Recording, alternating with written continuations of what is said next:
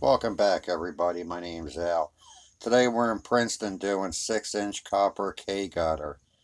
What you're going to see is me installing and soldering a 3x4 outlet for the downspout.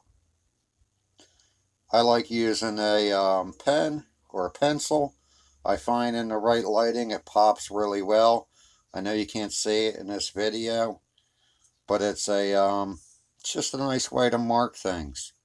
It easily wipes off, unlike permanent marker, where if you make a mistake and it can't be covered or concealed, even when you wipe it off, it still smears and leaves a mark. This is a outlet tool that they got for me quite a few years ago. Unfortunately, it only works with 3x4. It's a die set. It has a sharpened blade on the top and a base on the bottom. You can see it works just like a caulk gun. Does an excellent job. There's a lot of these outlets that are this size, and when it punches it in there, it just drops in. If I'm using this with a normal aluminum gutter, man, it's easy breezy. I take the outlet, I flip it upside down, I run a bead of caulk around that lip, drop it in there, put my screws, bingo bango, we're done, and it's sealed off. We're not doing that today. Today we're doing lead and flux. I only like using 50-50. I haven't had much success with 60-40 lead. So you don't need a lot of flux. Remember, if you're soldering copper, the copper has to be clean. New, fresh, shiny copper is the best copper to weld to. Even if you leave it out overnight and it's exposed to the elements, it does tarnish a bit.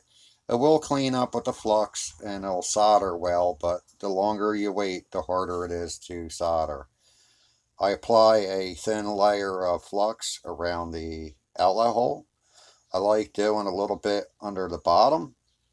Typically, I would tin with the solder around that, put a hammer or something over it, flash it with the heat, and that'll set it in there. Today what I'm doing is I'm doing spot welding because the metal contracts and moves around too much when you introduce it to this much heat. So I heat up the flux, I hold and pin that outlet down with my quarter-pound bar, tack these corners in. There are screw holes that you have to fill in. A lot of times I like spot welding in those screw holes. Now once I get them in place, you got to remember too, or if you're not familiar, when you're soldering, you never heat up the lead directly.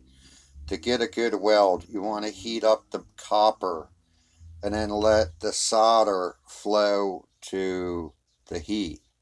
Or you just heat it up to the point where the copper melts and you rub your lead bar around it, and then you know you got a good bond. It doesn't take a lot. I like to flux and weld over the top lip of it just for a smoother transition. I don't want debris or resistance on the water to get in there.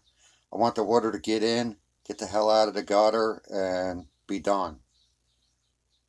So you'll see, after I go around it, I'm going to add some more lead to it.